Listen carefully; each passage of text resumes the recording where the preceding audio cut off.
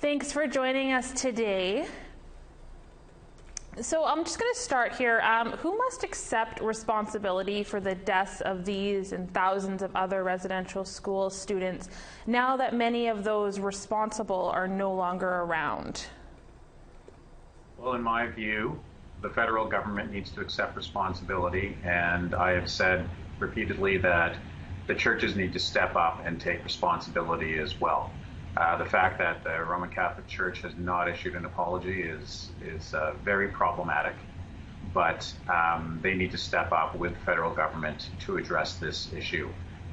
Kamloops will not be the only place where these discoveries are made, and there's testimony through TRC about other sites, and it was ignored by the government. They said it was too expensive to do the investigations and to do the reclamation. This is staring Canada in the face, and those entities and the government need to take responsibility. Looking, I guess, at the larger picture, how does the law need to address this issue, or can it address this issue?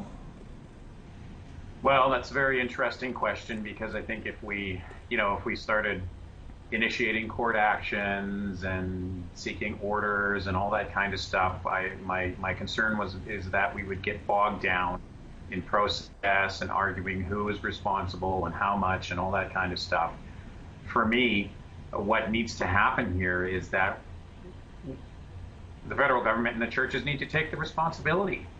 Don't fight Indigenous people and Indigenous communities on this issue.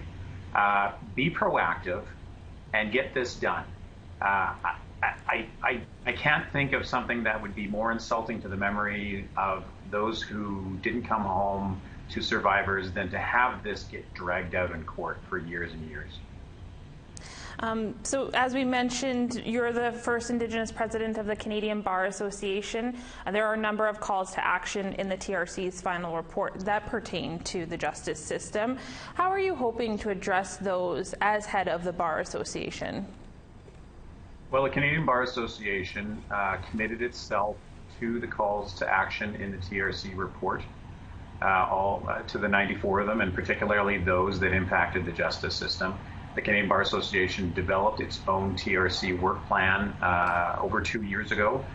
We have developed continuing professional development training for our members and for lawyers at large, including trauma-informed podcast series with Myrna McCallum.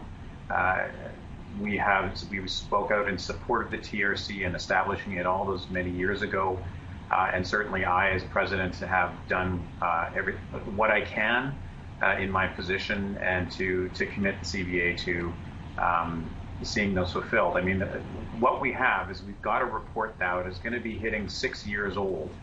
The report on missing and murdered Indigenous women and girls is 2 years old. We have lots of calls to action, lots of calls to justice. I would like to see these implemented.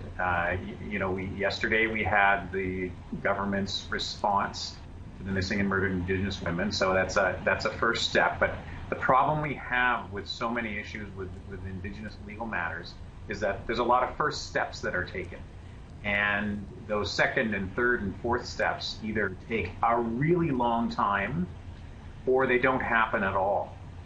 So I want to see these calls to action. I want to see greater implementation of them. Okay. Thank you so much for coming on today, taking the time to chat with us. Thanks again. Thank you.